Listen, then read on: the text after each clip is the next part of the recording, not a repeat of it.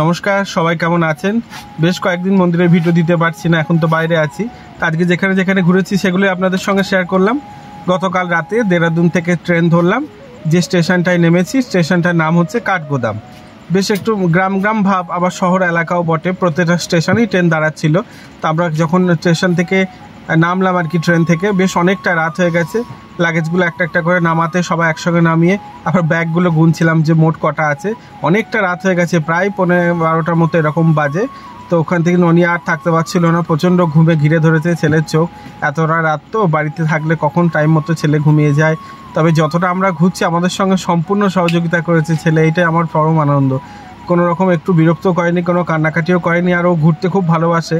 তারপর একটু বাবা নেওয়াটা, ওই জন্য আর অসুবিধা হয়নি। এখন স্টেশনে আমাদের তো সব খাওয়া দাওয়া করেই এসেছি।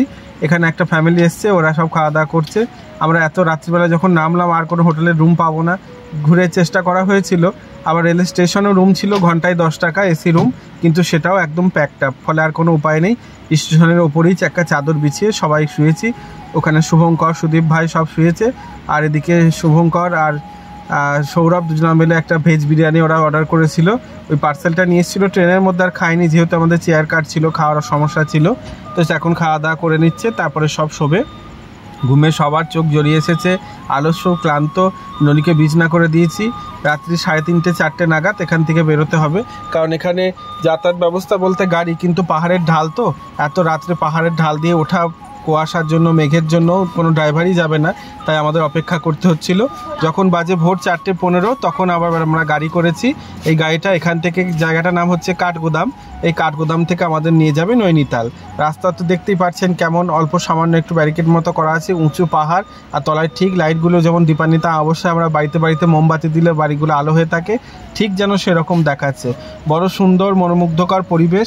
আর ঠান্ডাটা ওখানে ঠিক কার্তিক মাসে, যেমন এই দামোদর মাসে না গরম না ঠান্ডা, ভোরের দিকে বেশি একটু মিষ্টি শীত শীত ভাব থাকে, এরকম আবহাওয়া।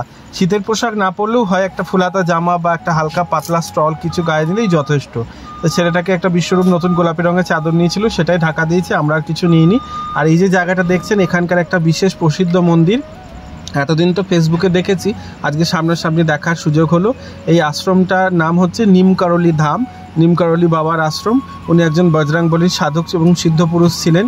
এই অবাঙালি দেশে এনার নাম যথেষ্ট পরিচিত। প্রতিটা দোকানের ওপরেই দেখছি ওনার নামের অ্যাড, ওনার নামের দোকান।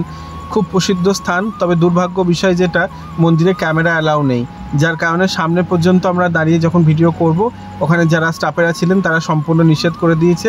ভীষণ ক্লান্ত ছিলাম, পায়জামা পাঞ্জাবিগুলো ছেড়ে একটা নরম সরম পোশাক পরেছি, যেহেতু স্নান না করে মন্দিরে ঢোকা তো উচিত নয়, তবে স্নান করার কোনো অপশান ছিল না, ওই জন্য শুধু পোশাকটা পরিবর্তন করে নিলাম।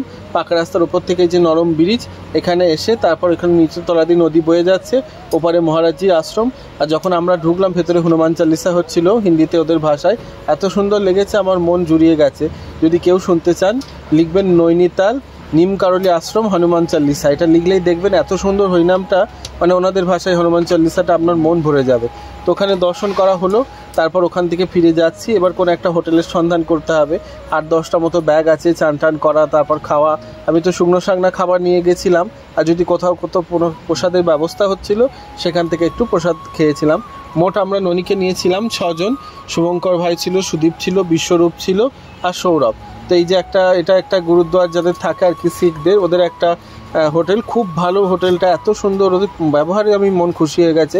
আমাদের ব্যাগ নামিয়ে নিয়ে যাওয়া, সঙ্গে একবার ডাকা মাত্র এসে কি লাগবে কি না জেনে যাওয়া। তবে ছিল খুব এক্সপেন্সিভ, এক রাতে থাকার জন্য 5,000 টাকা। সকাল 10টার মধ্যে চেক আউট করে ফেলতে হবে। তো এখন মোটামুটি সব আমরা রেডি হয়ে নিয়েছি। স্নান একরকম সারা হলো, একটু চা খাওয়া হলো, যা যা খাবার ছিল ঘরে শুকনো শাকনা সব খাওয়া দাওয়া করা হলো। এবার আমরা সব একটু পথে বেরোবো। এই যে জায়গাটা দেখছেন, এখানে সামনে একটা নৈনিতালের একটা লেক, অনেকে বোটিং করছিল, ওখানে ঘুরছে, জলের মধ্যে অনেক মাছ আছে, সেগুলো দেখছে। তবে সমস্যা যেটা, যখন তখন এখানে বৃষ্টি চলে আসে, ছাতা নিয়ে যেতে হয়। আর সবাই দেখছি বড় বড় ছাতা, রেনকোট নিয়েই বেরিয়েছে। গিয়ে ভাবছি বৃষ্টি নেই, তাহলে এগুলো পড়েছে কেন? ও হরি, নিমিষের মধ্যে আবার যেন সঙ্গে সঙ্গে অন্ধকার হয়ে বৃষ্টি চলে এলো। ওই যে আকাশের গা দিয়ে দেখছেন, গাছের ওপর মেঘ ঘুরে ঘুরে বেড়াচ্ছে, আর এখানে যে ঢুকে আমরা যেমন তেমন করে আনন্দ নিচ্ছি, ননিও ঠিক নিজের মনোরঞ্জন খুঁজে নিয়েছে। এই যে ছোটো ছোটো যে গাড়িগুলো দেখছেন, পেছনে যে ভদ্রলোক আসছে, ওনার একটা দোকান, এরকম বাচ্চারা ওই গাড়িতে চাপছে, উনি রিমোট কন্ট্রোল নিয়ে কন্ট্রোল করে বাচ্চাদেরকে ঘোরাচ্ছেন ওই জায়গাটায়। তো ননিকেও সুদীপ ভাই চাপালো, ননি তো খুব খুশি, খুব আনন্দ। যেদিন আমাদের ঘরে খাট কিনতে গিয়েছিলাম, ও দোকানে এই গাড়িগুলো দেখেছে, তো 17-20 হাজার টাকা এরকম দাম, আমার তো আরও কেনার কথাই নয়। তো এখানে এসে ঘুরে খুব ছেলে আনন্দ পেয়েছে, একটু কিছুক্ষণ ঘোরালো, ওই মিনিট 5-7 মতো, আর তার জন্য নিয়েছে 300 টাকা।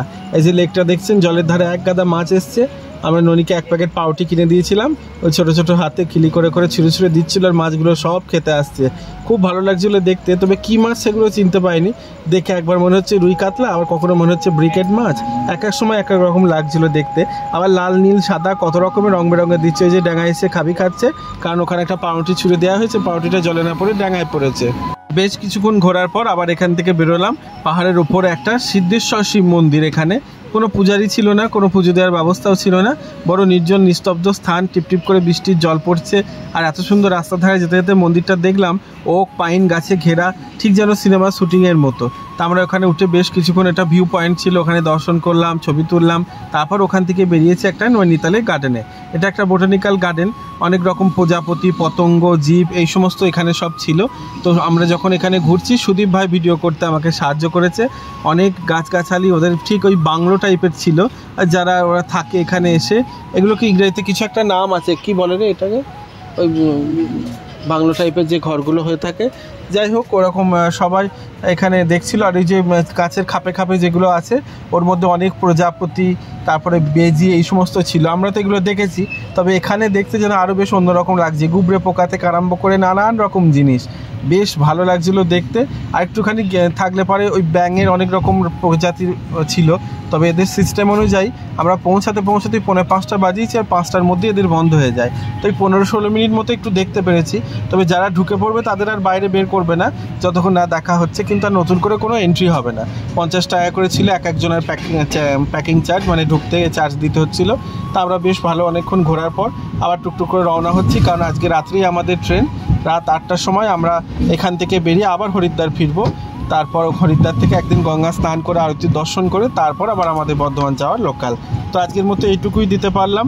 এখানে নেট কানেকশন প্রচণ্ড স্লো, নেটওয়ার্ক থাকছে না, যার কারণে আমি সময় মতো ভিডিও দিয়ে উঠতে পারছি না। তো সবাই ভালো থাকবেন, ক্ষমা করবেন, আর ভিডিওটি ভালো লাগলে একটা লাইক কমেন্ট করবেন। মা কৃষ্ণকালীর আশীর্বাদে সবাই ভালো থাকুন। এখান থেকে যাওয়ার পর আবার নতুন করে মাকে দর্শন পাবেন, ততক্ষণের জন্য অপেক্ষা করুন, আমি খুব তাড়াতাড়ি বাড়ি ফিরছি।